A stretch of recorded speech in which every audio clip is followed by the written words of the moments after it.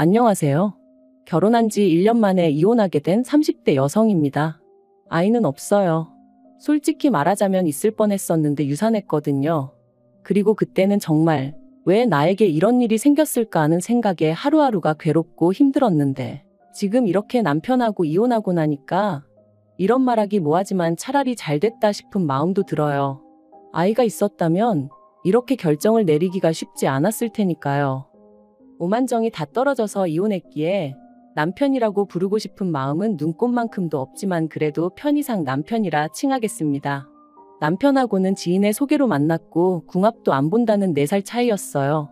물론 그런 이유로 결혼을 결심한 건 아니고 매사 논리적이고 이성적인 남편의 성격이 좋았거든요. 여담이지만 남편을 만나기 한참 전에 잠깐 사귀던 사람이 있었는데 그 사람은 감정 기복이 어찌나 심하던지 그 장단에 맞춰주다간 스트레스로 제가 어떻게 될 것 같더라니까요.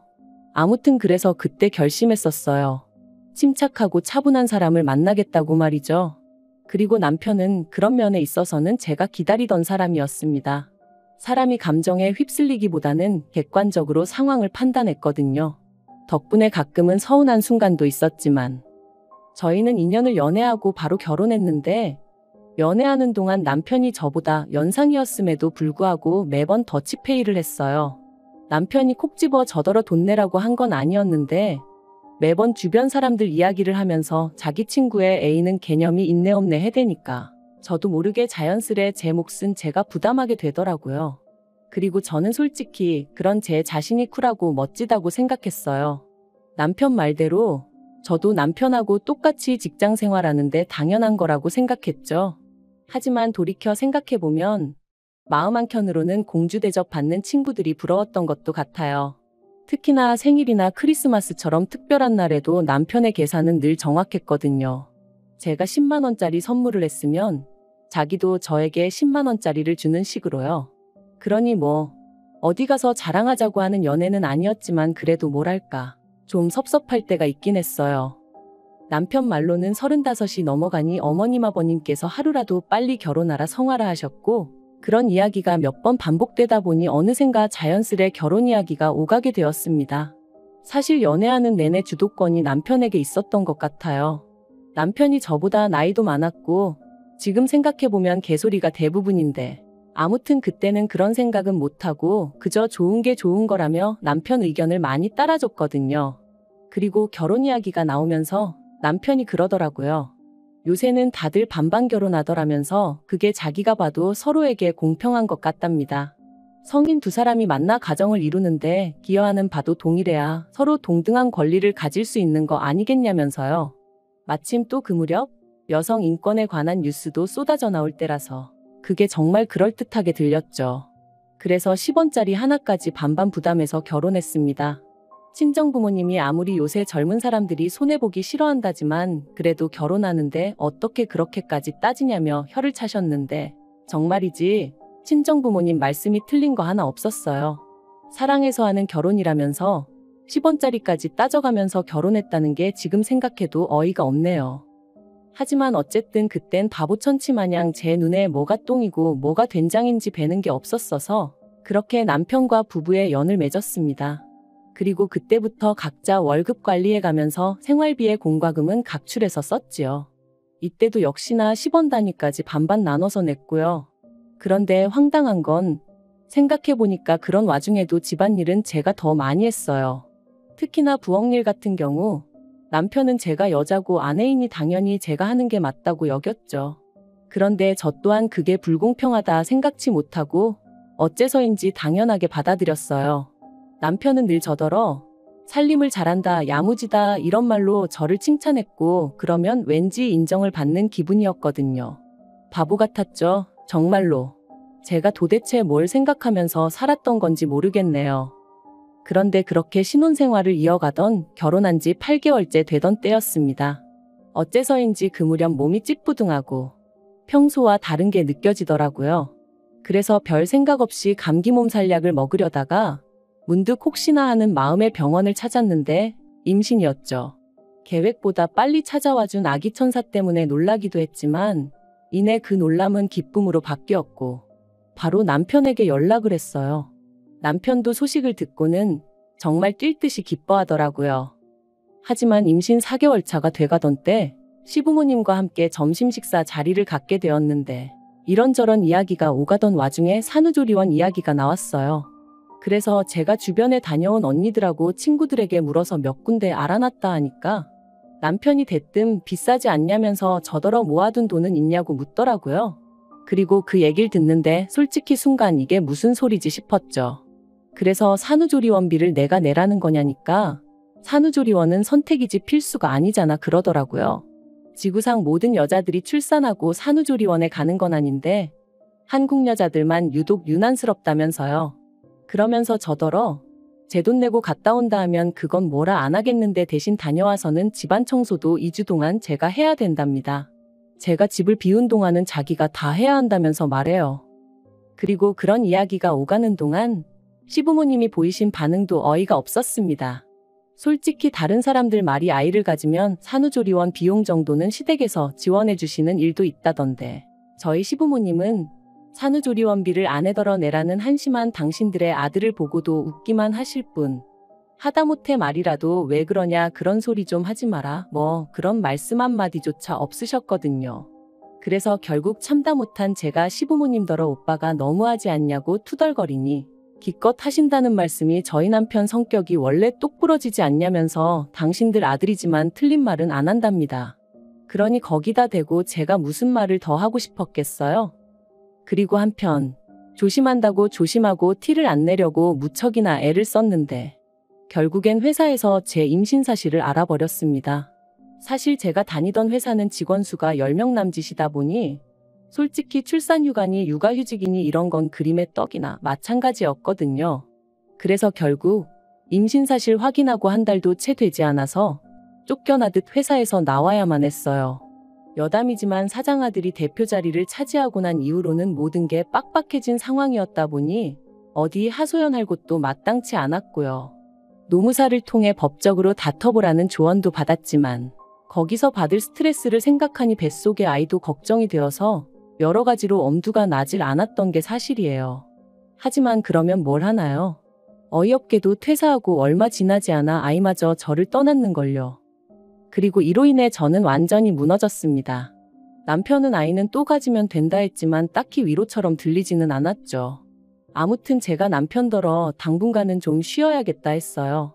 직장을 다시 구하는 건 그래도 그동안 제 경력이 있고 하니 걱정할 바가 아니었으나 건강이나 감정적인 건 어떻게든 좀 추스려 놓지 않으면 안 되겠다 싶었거든요. 그랬더니 남편이 그런 건 뭐 저 알아서 하라더니 정말 일주일도 안 돼서 자기가 도맡았던 집안일을 손에서 딱 놔버리대요. 자기는 회사 일 하는 것만으로도 힘들다면서. 그런데 그런 남편한테 좀 서운하면서도 어째서인지 그게 당연하게 느껴지더라고요. 남편이 외버리니까 제가 집안일을 해야 한다고요. 하지만 그렇게 지낸 지 한 달쯤 됐나 남편이 저더러 왜 생활비를 안 내놓냐는 거예요. 그래서 제가 난 직장을 안 다니지 않냐니까. 그래도 처음부터 반반 결혼했으니 제 몫은 제가 스스로 책임져야 하는 거 아니냐면서 저더러 모아둔 돈으로 뭐 할 거냐고 이럴 때 쓰는 거라나요? 그리고 저는 뭔가 찜찜한 기분을 지울 수가 없었습니다. 따지고 보면 자기는 바깥일 한다고 그래서 제가 집안일을 다 도맡게 된 건데 그렇다고 제가 집안일 한 거에 대해서 누가 월급 주는 건 아니잖아요. 그런데 생활비까지 내놓으라니 뭔가 단단히 이상하단 생각이 들었죠. 하지만 왠지 치사하기도 했고 당시 제 자존감이라고 해야 하나 그런 게 완전히 바닥을 치고 있었거든요. 내가 왜 이러고 살지? 이렇게 사는 게 무슨 의미가 있지? 그런 생각이 들 정도로요. 아마 지금 생각해보니 우울증 초기였지 않았나 싶네요. 아무튼 그렇다 보니 바보같이 따지고 들지를 못했어요. 말로는 치사하고 더러워서 주고 만다 했지만 실은 어쨌든 직장에서 잘린 건 저고 그런 제 자신이 초라해서 견딜 수가 없었거든요. 그런데 그런 와중에 괜히 남편하고 말싸움이라도 했다가 남편이 저를 무시하는 말을 하기라도 하면 제가 견뎌낼 수 있을 것 같지도 않았고요. 그런데 제가 가만히 있으니 정말 무슨 가만히로 보이기라도 했던 건지 이혼을 결심하게 된 결정적인 사건이 있었습니다. 저는 하루에 보통 2끼를 먹어요. 아침은 원래 직장 다닐 때도 안 먹었고 점심은 도시락으로 저녁은 집에서 남편이랑 먹었죠. 그런데 직장을 나온 이후로는 점심도 집에서 혼자 먹어야 되니까 별로 입맛이 없더라고요. 그래서 보통 간단한 스낵으로 허기만 달래는 시기였어요. 그리고 덧붙이자면 이 간단한 스낵은 전부 다 순수한 제 돈으로 샀습니다. 남편이 저더러 네가 어린애도 아니고 이런 걸 뭐하러 사 먹냐며 결혼 초부터 어찌나 눈치를 주던지 생활비로 사는 게 아까워서 그러는 것 같았죠. 그래서 그때부턴 과자 같은 건 그냥 제 돈으로 사 먹는 게 습관이 돼버렸네요. 그리고 그날도 점심은 쿠키 몇 조각으로 때웠더니 오후 5시 좀 넘어가니까 배가 고프더라고요. 그래서 저녁엔 꼭 밥을 먹어야지 하고 남편을 기다리고 있었는데 남편이 떡볶이가 먹고 싶다며 좀 만들어 두라는 거예요. 자기 와이프가 매번 점심은 간단히 때우는 걸 알면서 굳이 분식을 먹자는 건지 이게 별거 아닌 것 같지만 제가 정말 예민하던 시기였어요. 그렇다 보니 이런 것도 좀 서운하긴 하더라고요. 하지만 하늘에 맹세코 티는 안 냈습니다. 알겠다고 하고 안에다 떡이랑 라면이랑 그런 걸 많이 넣어서 끓여야겠다 뭐 그렇게만 생각했죠. 남편은 7시가 되어서야 도착했고 그런 남편에게 제가 너무 배가 고프니까 먼저 먹고 씻으면 안 되냐 물었어요. 그랬더니 남편이 자기가 뭐 찝찝해서 그렇다며 저더러 먼저 먹고 있으라대요. 이미 라면사리도 넣었지. 남편 기다리다간 뿔게 생겨서 알겠다 하고 라면사리만 먼저 좀 건져 먹었네요. 그런데 얼마 후 화장실에서 샤워를 마치고 나온 남편이 식탁에 앉아있는 저를 보더니 진짜 먼저 먹었냐는 거예요. 그래서 라면사리만 좀 먹었다니까. 아무리 자기가 먼저 먹으라고 했어도 그렇지. 밖에서 힘들게 일하고 온 사람 김 빠지게 떡볶이도 자기가 먹고 싶다고 한 건데 어떻게 제가 먼저 손을 댈 수 있냐대요. 어이가 없어서. 그런데 남편이 거기서 그치지 않고 수건으로 자기 머리를 털면서 저더러 집에서 놀아도 배는 고픈가 봐 하는데 이건 누가 뭐래도 비아냥거리는 거였죠. 진짜 순간 얼마나 속에서 우라가 치밀던지 식탁 위에 있던 떡볶이 냄비를 그냥 바닥에 엎어버렸어요. 그리고는 다른 집 남자들은 아내가 힘들어하면 먼저 나서서 쉬라고 한다더라. 그리고 친구들하고 밥도 먹고 필요한 데에 쓰라고 용돈도 준다더라. 그런데 당신은 생활비니 공과금이니 따박따박 받아가면서 나한테 얼마나 대접을 받으려고 드는 거냐? 네가 나한테 해준 게 뭐가 있다고 나를 무시하냐? 정말 미친 듯이 쏘아붙였네요. 그리고는 당신이 경제적으로 무능력한 걸 반반이니 뭐니 말 같지 않은 소리로 덮어 씌우는 거 내가 모를 것 같냐 했습니다. 찌질하다고 쪽팔려서 어디다 말도 못하겠다고도 했고요. 그랬더니 남편이 저더러 말 다 했냐며 남들은 남산만하게 배불러서도 회사 생활 잘만 하던데 너는 직장도 잘리고 애도 못 낳지 않았냐며 그런 저보다 자기가 100배 1000배 낫다대요? 그리고 그 소리까지 듣고 나니까 정말 오만정이 다 떨어지더라고요.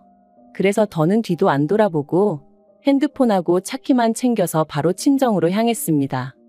밤 9시가 다 돼서 시집간 딸이 연락도 없이 친정에 왔으니 친정부모님이 얼마나 놀라셨겠어요.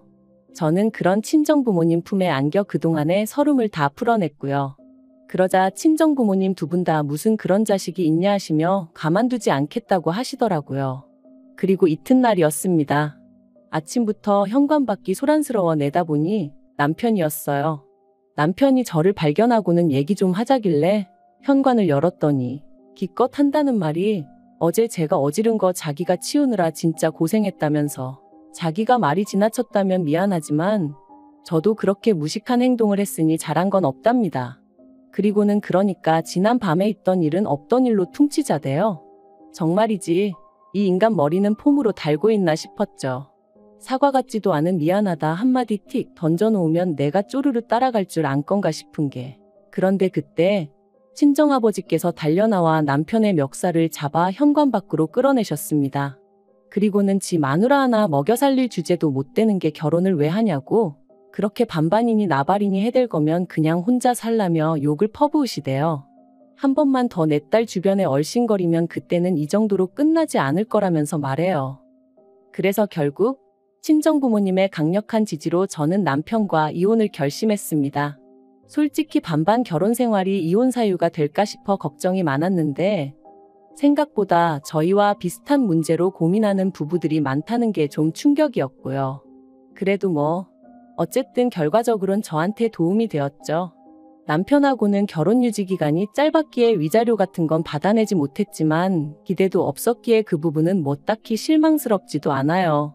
제가 정말 후회되고 속상한 건 단 한 가지, 결혼 전부터 남편이 저를 생각해주는 척하며 어지간히 저란 사람을 제 가치를 후려치고 깎아내리고 있었는데 그걸 진작에 알아채지 못했다는 사실뿐입니다. 남편 같은 사람 때문에 제 인생의 황금기라고 할 수 있는 젊은 날의 한 페이지가 잔뜩 얼룩져 버린 게 너무 속상하고 아깝고요. 하지만 앞으로는 무슨 일이 생기건 간에 무조건 제 자신을 탓하며 살지는 않을 거예요. 이번 일을 통해 제가 누구보다 사랑해야 할 존재는 제 자신이라는 걸 확실히 깨달았으니까요.